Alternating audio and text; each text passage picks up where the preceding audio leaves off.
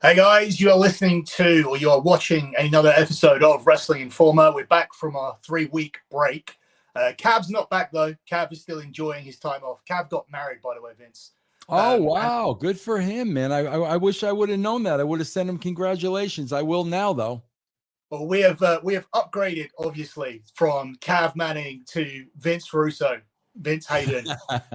I don't know about that. Come on. Cav's oh, come on. You're a massive upgrade from Cav. Come on. Cav's an all-around great guy, bro. I love Cav. You know what? He is. But since he's come on this show, because obviously we took the show from when we were doing it to here, first of all, it ain't the same audience. They hated me, and they still do at first, because your audience is very cult-like. And I don't mean that in a negative way, in terms of they kind of really believe in what you're doing and your views and where you think wrestling should go and where you think wrestling has gone.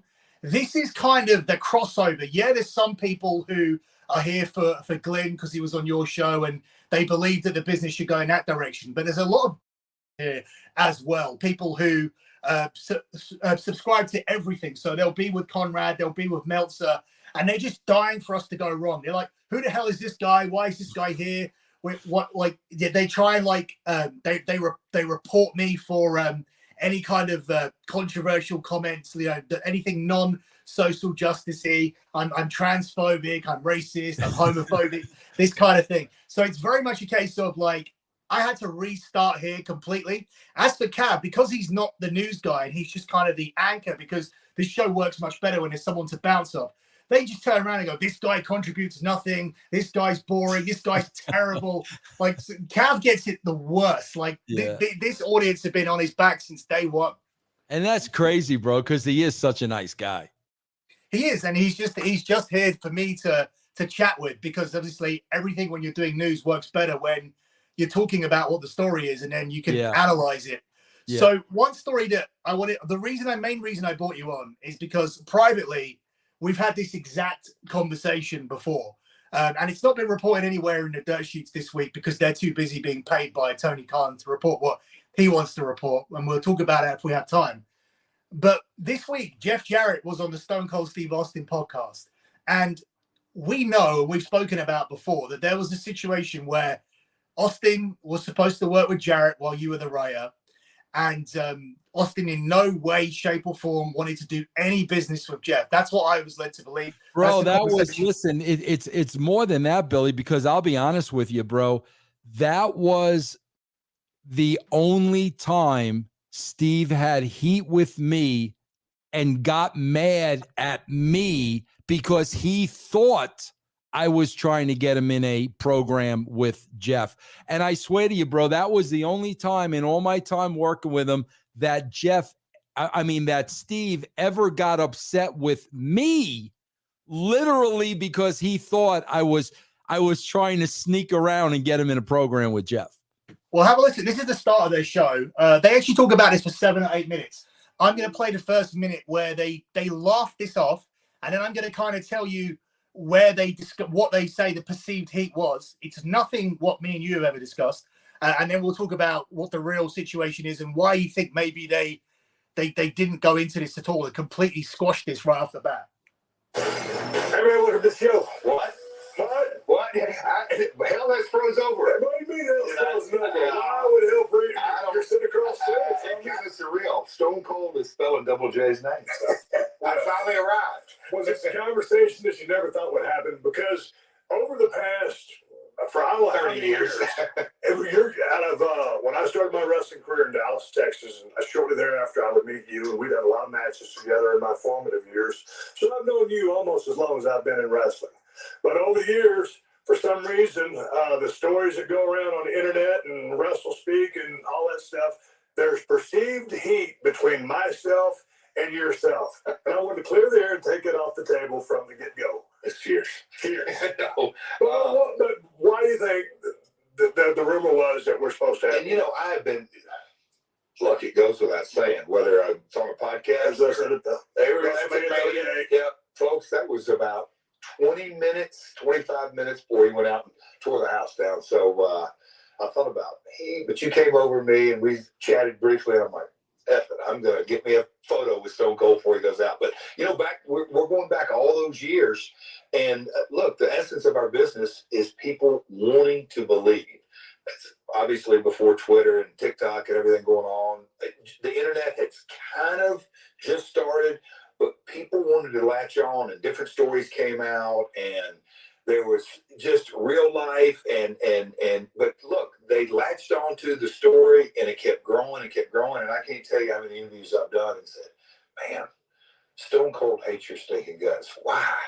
I'm like, now I hate my guts. That's pushing a little. Anyway, but yeah. Well, we had dinner in Marina Del Rey.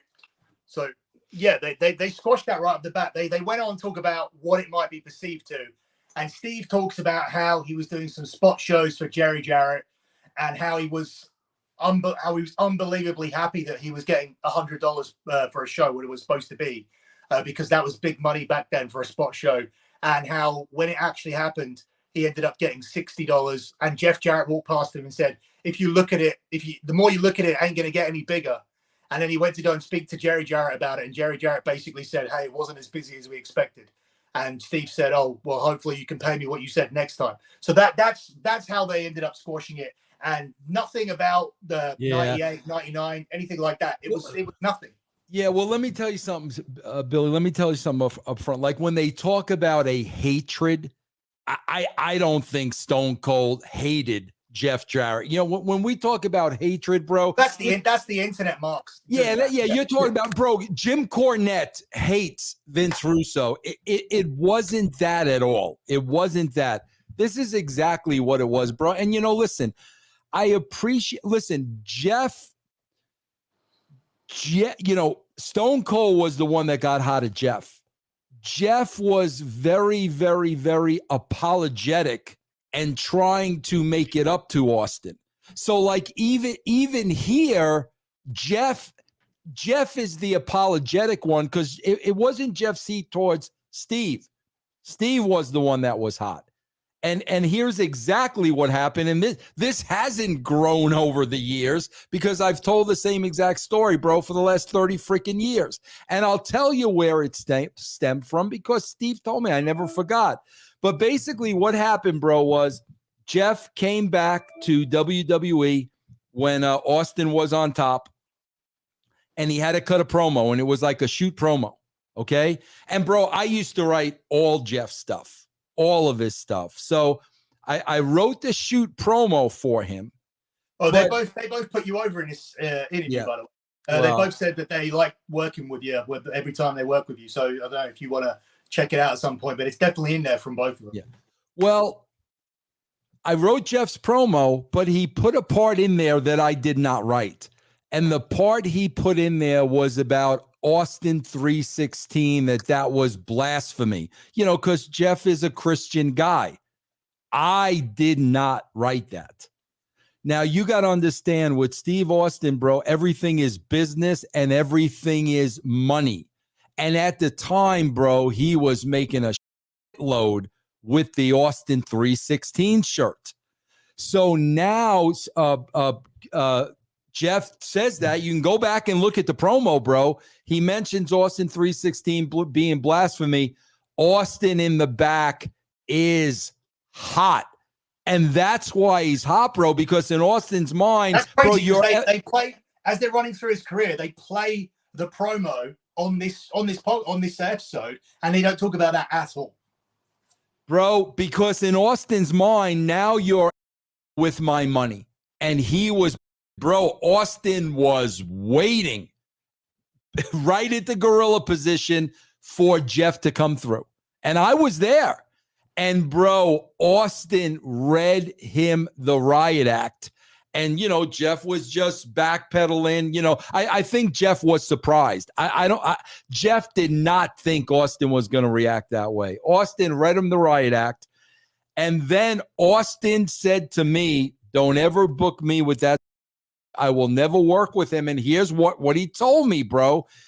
And this is where it stemmed from. He told me when he was working for Jerry Jarrett, he was living off of boiled potatoes. That's how broke he was, bro. And he never forgot that. And it seemed like now he was kind of transferring that heat to Jeff. But what it was all about, bro, was Austin really felt like, man, this 316 is making me a fortune. And now this guy's going to go out there and cost me money. That's what really set him off. Yeah, they don't go into that at all. They squashed the heat early on. And then he talks about how grateful he was for everything he learned working with Jeff Jarrett. And then they run through Jeff's career about how when he came back, they talk about how the Double J thing was getting over, but then how it took him a while to find the "don't piss me off" gimmick, and how all the gimmicks in between didn't work until he started working with Owen. He enjoyed working with Owen. But yeah, between that, they were just saying that, there's nothing about it at all. There's nothing about working with Steve. There's nothing about the promo. Why do you think these podcasts that Austin does, these interviews, are very much seen as going behind? They're very credited with going behind the scenes. Like, obviously, when The Undertaker was one of the first ones that he did. It took a break for a while, then it came back, and now it's exclusive on the network. And The Undertaker was one of the big ones, and he even got Jericho on there as well. So this is kind of seen as the main go-to. If you really want to go behind the scenes, if you really want guys to be honest about anything, be it drug problems or who they had heat with who, you go on the Austin show. Do you feel they could have addressed this here, and why didn't they? Billy, you know why they didn't? I'll tell you exactly why they didn't. And it makes all the sense in the world of everything that I'm telling you. And this is why they didn't. And this is why I don't blame Steve. Bro, he's still selling those shirts. Steve, he's still selling Austin. So I guarantee you, Austin at the beginning of the interview said, we're not going to talk about that, because if they talk about that specific, Austin is doing damage to his brand 25 years later. And I guarantee you, bro, that's why it was not discussed. I guarantee you Austin said we're not going to talk about it because he's still selling those shirts. So here's the last thing I'm going to say about the Steve Austin show. Now, we spoke before, and you've written off that you would ever go in the Hall of Fame because you said they'll never put a writer in. But do you write off you doing this show? Because you're talked about on several episodes. I would love to do that show. I would love 1,000. I would love to, bro. You know what the funny thing is? Billy, the funny thing is, I did Austin's show a couple of times, and Austin loved having me on the show. And I'm gonna give you a little insight, Billy. Austin used to bring me on all the time because I used to be so raw and honest. And I would say a lot of the things that he thought and felt, but because he still had an association with the WWE, he couldn't go that far. So he would bring me on the show and I would say those things. So I was on his show a couple of times, bro, but now he's under the WWE umbrella. And it's funny, bro, because, Austin used to have my phone number. We used to talk, but I've changed my phone number. You know what I mean? So, bro, when somebody told me that he put me over on that show, I DM'd him and I said, Steve, anytime you mention my name, it's good for business. And I really, really, really want to thank you. So I appreciate that. So he wrote me back right away and said, bro, that was some of the best times of my life. Really good times. Hope everything's going well with you. But never brought up about me being on the show again. Well, bro, that's because it's under the WWE umbrella now. And they would never allow me to be on that show and speak honestly. Yeah, I don't know if I completely agree, because I feel there's plenty of chances to edit your name out. But then that's true. It wasn't edited. This is not a live show. It wasn't edited out of this show. And it wasn't edited out when Chris Jericho was saying that Russo came up with the entire way that I was going to come in and told me exactly how we were going to do it. And Jericho was able to go on and say that. And I would feel that, they would say, don't mention Chris Benoit, don't mention Vince Russo. It's easy. No one talks about Benoit. I mean, there's a lot of Jericho and Benoit were basically as close as you can be. So I mean, but Billy, I think mentioning me and having me on, God, bro, that's two different things, don't you think, bro? They're still milking the Attitude Era for everything they can. Oh yeah. To have somebody on the road, I think is an interview that people would want to see. I mean, I'm not talking about on Steve's show. I'm talking under the WWE umbrella. I agree with you. Hall of Fame is far-fetched because they would have to then say, hey, like what our best era wasn't solely down to us, which is what they want you to think. They want Vince wants you to think that he was the reason for that, and that's understandable. But in terms of coming on and talking on that show, I don't think it's that far-fetched. Yeah.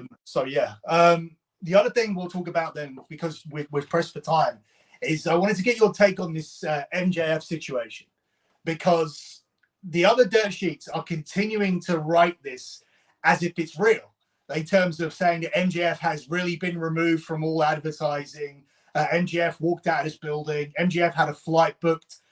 My understanding is that initially, like, Sean Ross Sapp was being sent stuff when he really believed it was real, like a flight ticket. I'm very happy to go on shows and say Dave Meltzer will always know more about me than AEW. I think it goes as far as to say that Dave Meltzer's even involved in ideas that AEW do. It's because I believe that Meltzer knows who the next champion is, who the next challenger is, and gets asked for his opinion of it, and he is 100% being paid to put this story out as if it's real. But I know it's a work. I was the first person to say it's a work. What do you think of this in terms of paying off the dirt sheets? In your day, was there ever any consideration where you had a story that you wanted people to believe so much? Let's even look back to that. Did Jeff Jarrett cut that shoot promo, the one that got Austin hot? Was there ever any thought of saying, we want something to be seen as a shoot so badly that we're going to tell people that, we're going to leak stuff out to these people? Billy, I'm going to tell you something. We, Jeff Lane, brought up your comments to me. I think it was on castrating the marks. And when he brought up your comments, I was like, bro, he's dead on.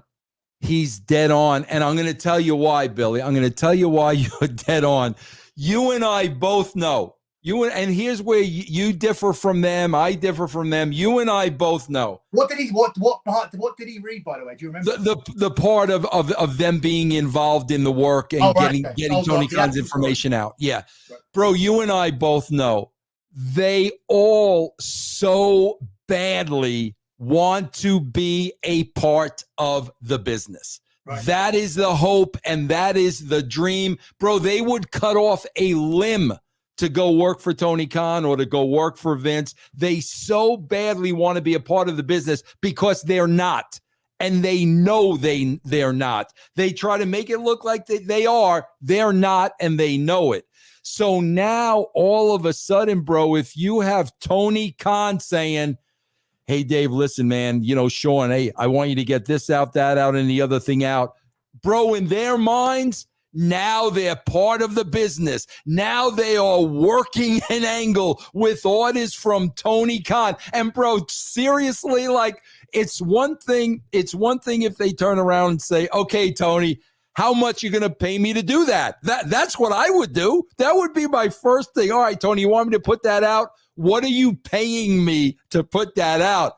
Bro, these guys are doing it for free. They don't want a penny. In their mind, bro, it legitimizes them. And that's why when you said that, bro, it added a whole new level. And here's another thing, Billy, that pisses me off more than anything else.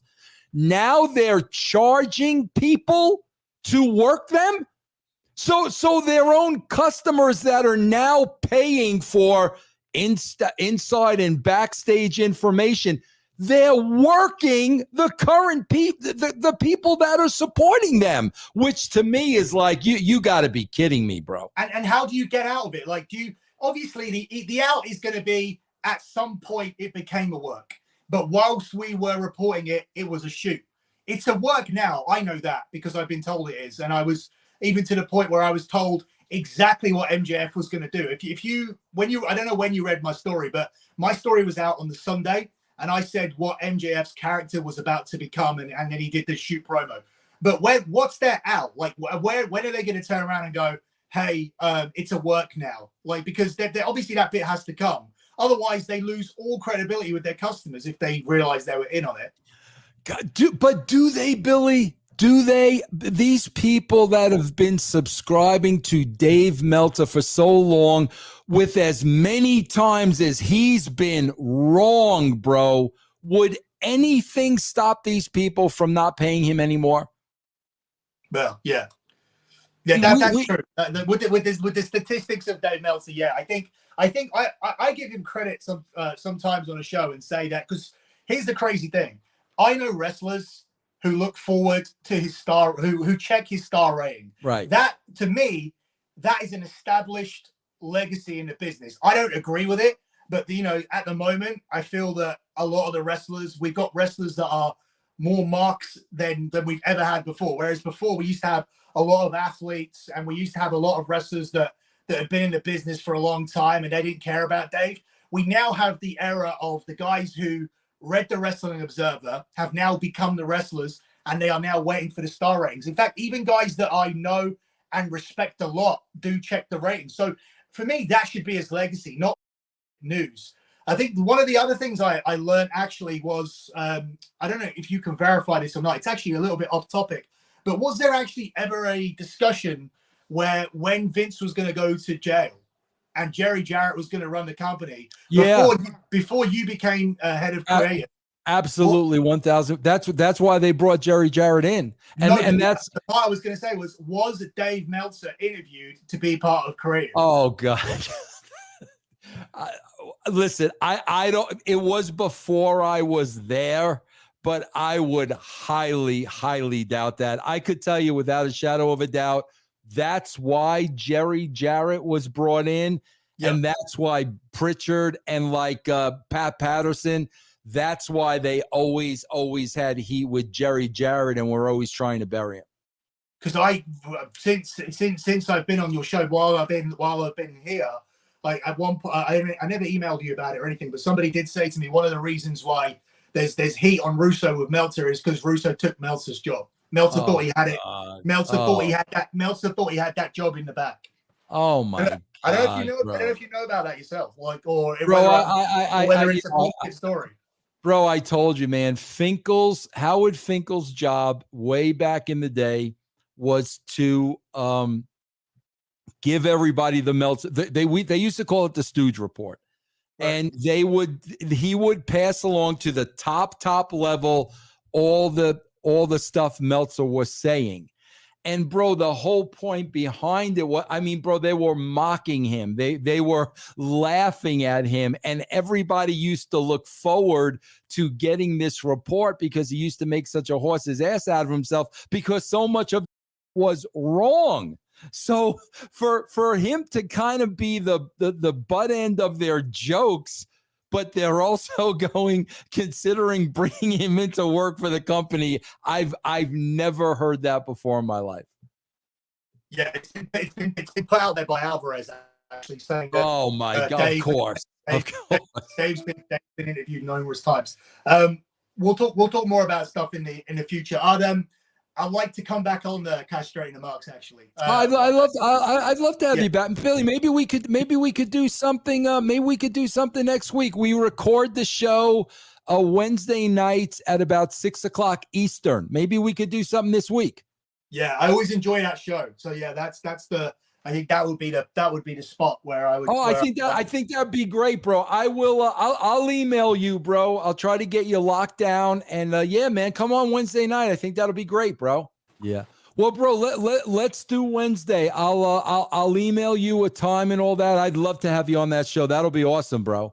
Yeah, hopefully it's a decent week these guys, they always give you like gold anyway because they're so stupid. So yeah. Yeah. All right, man. I'll send you an email, but yeah, book it like I said. We do it Wednesday night at about 6:00 Eastern. What's that for me? That's 1 in the morning. That's all right. Yeah. Okay. All right. I'll definitely email you, bro. Thanks, Vince. All right. Cheers for coming. All right, Billy. Thanks a lot, bro. Vince, Thank you. George, you want to say where we can find you because we didn't do that. Oh, yeah, absolutely. Yeah, guys, just go to channelattitude.com. We're adding new, different shows, a lot of non-wrestling shows. So just check that out. Channelattitude.com, everybody. All right, that's it for this week's Wrestling Informer. You guys can find me at lockbetting.com. My record now is up to 108 months in a row with no losses. So I still haven't had a losing month since 808 months is 9 years. That's ridiculous, bro. Yeah. And I'll actually email you some baseball picks as well, because that baseball stuff is getting. We had our first loss, our first top play loss. It was on the Yankees run line, but we're 50 games into the season before we had a 1-unit loss, and that was the Yankees lost that game. Was it 8-1, and we had them to win by more than 2. So it was a really terrible play. But aside from that, I mean, even we took Detroit Tigers as an underdog because they have an insane pitcher. Detroit Tigers are bad, but they have a pitcher who's undefeated. I still don't do the plays, but the new baseball guy is so good. So I'll send you some of the stuff. Definitely, bro. And it was great talking to you again, Billy. And I hope to see you on our show on Wednesday. Yeah, hit me up about that. Thanks, Vince. Cheers. All right, man. Take care, man.